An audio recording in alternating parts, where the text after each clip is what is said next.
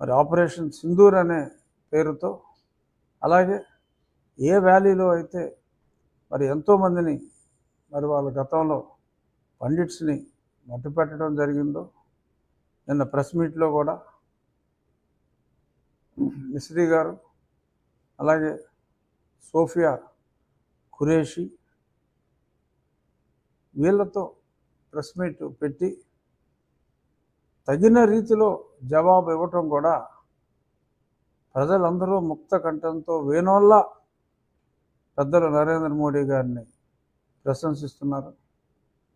మోడీ ఉండగా మనకి ఎటువంటి ఇబ్బంది ఇక భవిష్యత్తులో రాదు. దేనికైనా సహనం అనేది ఒకటి ఉంటుంది. మరి శిశుపాలుడు 100 తప్పులు చేసే వరకు కూడా మరి శ్రీకృష్ణుడు చక్రాయుధం సుదర్శన చక్రం ప్రయోగించలేదు. మరి పాకిస్తాన్ ఎన్నో దశాబ్దాలుగా తప్పులు చేస్తూనే ఉంది.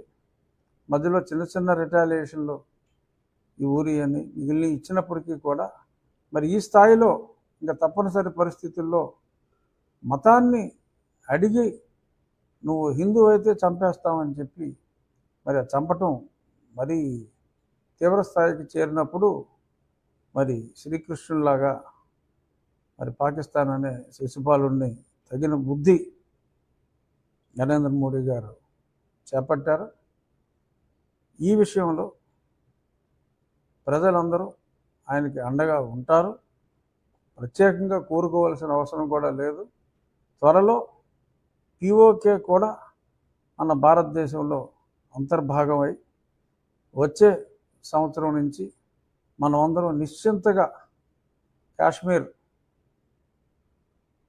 హ్యాపీగా కాశ్మీర్ ఇక్కడి నుంచి అందరూ వెళ్ళే విధంగా ఉంటుంది అని చెప్పి మనస్ఫూర్తిగా ఆశిస్తూ ఆ సబ్జెక్ట్